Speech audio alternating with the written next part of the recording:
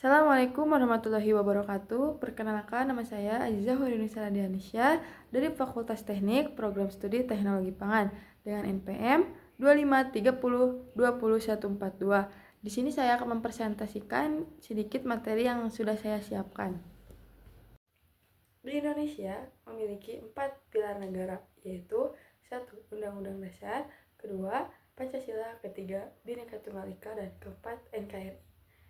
Saya akan menjelaskan sedikit tentang salah satu dari pilar negara, yaitu Pancasila. Pancasila terdiri dari dua kata, yaitu panca dan sila. Panca artinya 5 dan sila artinya asas atau dasar, sehingga Pancasila berarti 5 dasar atau 5 asas. Ada 3 tokoh yang membantu proses perumusan Pancasila. Yang pertama ada Muhammad Yamin pada tanggal 29 Mei 1945. Yang pertama ada Peri Kebangsaan, Peri Kemanusiaan, Peri Ketuhanan, Peri Kerakyatan, dan Peri Kesejahteraan. Yang kedua ada Supomo pada tanggal 31 Mei 1945 yang berisikan persatuan, kekeluargaan, keseimbangan lahir dan batin, musyawarat, dan keadilan rakyat. Yang ketiga ada Insinyur Soekarno yang berisikan kebangsaan, internasionalisme, mufakat, kesejahteraan, dan ketuhanan. Lalu ada Piagam Jakarta pada tanggal 22 Juni 1945 yang mengganti sila pertama dengan berbunyi ketuhanan dengan kewajiban melaksanakan syariat-syariat Islam bagi pemeluk-pemeluknya diganti dengan ketuhanan yang Maha Esa oleh usuhan Bung Hatta. Karena di Indonesia tidak hanya Islam saja, agamanya ada banyak, mungkin itu akan menjadi pro kontra untuk di masa sekarang. Lambang Garuda Pancasila dirancang oleh Sultan Hamid II, kemudian disempurnakan oleh Insinyur Soekarno dan disahkan pada tanggal 10 Februari 1950. Burung Garuda merupakan simbol kebesaran dan kekuatan negara Indonesia. Warna keemasan melambangkan keagungan dan kejayaan. 17 helai di sayap, 8 helai di ekor, 19 helai di bawah perisai, dan 45 helai di leher. Itu mengisyaratkan bahwa proklamasi diumumkan pada tanggal 17 Agustus 1945. Jumlah bulu Garuda Pancasila melambangkan Hari Proklamasi Kemerdekaan Indonesia pada tanggal 17 Agustus 1945. 17 jumlah bulu di sayap burung Garuda melambangkan tanggal proklamasi kemerdekaan. 8 jumlah bulu di ekor melambangkan bulan proklamasi kemerdekaan. Dan 45 jumlah bulu di leher pada burung Garuda Pancasila itu melambangkan tahun di mana diumumkannya proklamasi kemerdekaan. Perisai adalah simbol dari perjuangan, pertahanan, dan perlindungan diri untuk mencapai tujuan. Garis hitam tebal yang melambangkan garis khatulistiwa yang membentang dari barat ke timur. Terus warna latar tersebut adalah sangsaka merah putih. Pada perisai terdapat 5 ruang yang ditempati simbol dasar negara. Bintang yang bersudut 5, sila pertama, tali rantai bermata bulatan dan persegi, sila kedua, pohon beringin, sila ketiga, kepala banteng, sila keempat, dan padi dan kapas, sila kelima.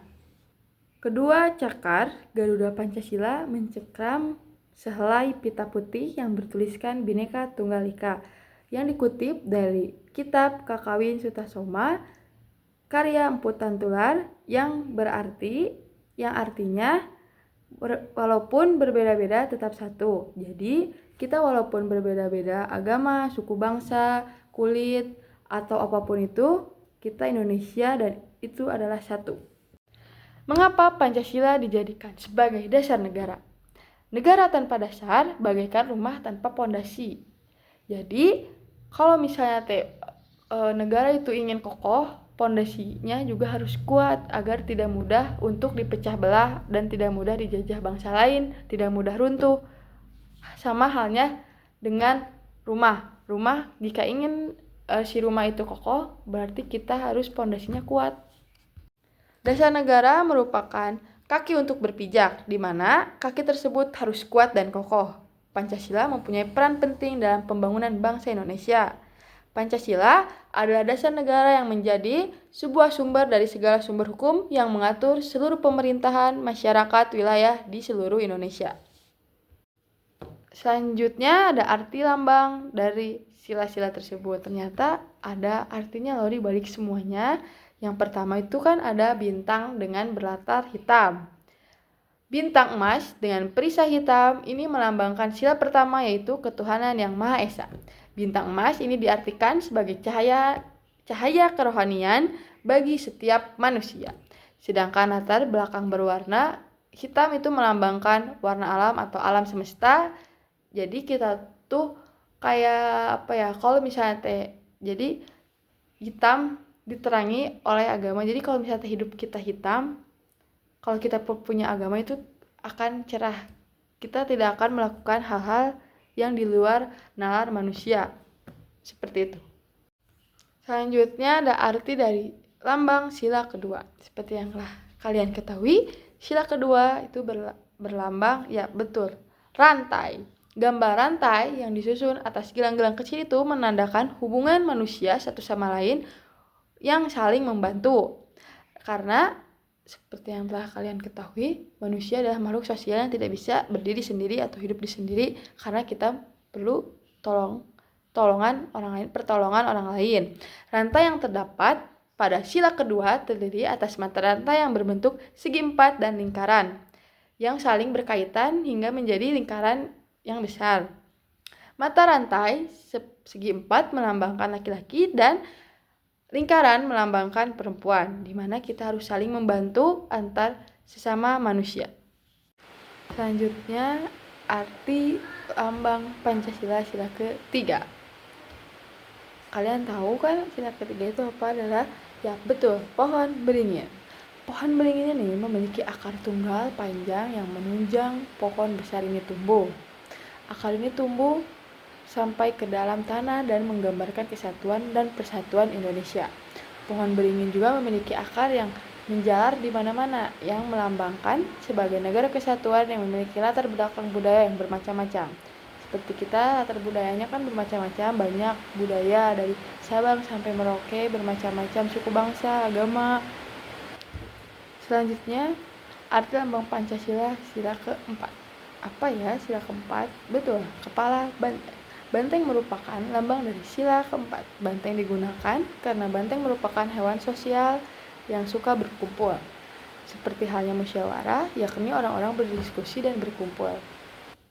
Selanjutnya, arti lambang Pancasila sila kelima, yaitu betul, padi dan kapas. Padi kapas ini melambangkan sila kelima, yaitu keadilan sosial bagi seluruh rakyat Indonesia. Kapas dan padi melambangkan pangan dan sandang yang merupakan kebutuhan pokok semua rakyat Indonesia tanpa melihat status dan kedudukan. Jadi, seluruh rakyat Indonesia membutuhkan padi dan kapas ini sebagai kebutuhan sehari-hari. Butir-butir dari Pancasila. Butir pertama dari sila pertama yaitu ketuhanan yang Maha Esa. Bangsa Indonesia percaya dan takwa terhadap Tuhan Yang Maha Esa. Contohnya, memiliki dan meyakini satu agama dengan menjalankan perintah dan menjauhi larangan sesuai norma agama yang berlaku. Di Indonesia, kita wajib memilih satu agama, apapun itu, sesuai dengan kepercayaannya masing-masing. Tidak ada agama yang menjunjung pada jalan yang sesat. Semua berjunjung pada jalan yang baik, sesuai dengan kepercayaannya masing-masing. Kedua yaitu kemanusiaan yang adil dan beradab. Mengakui persamaan derajat, persamaan hak dan kewajiban asasi setiap manusia tanpa membeda-bedakan suku, keturunan, agama, kepercayaan, jenis kelamin, kedudukan sosial, warna kulit dan sebagainya. Kita itu harus menghargai perbedaan. Kita perlu menyadari bahwa kita hidup memang berbeda dari suku, ras maupun agama yang berbeda. Jadi perbedaan itu memang ada, tetapi perbedaan itu tidak menjadi hambatan untuk kita berteman dengan siapa saja.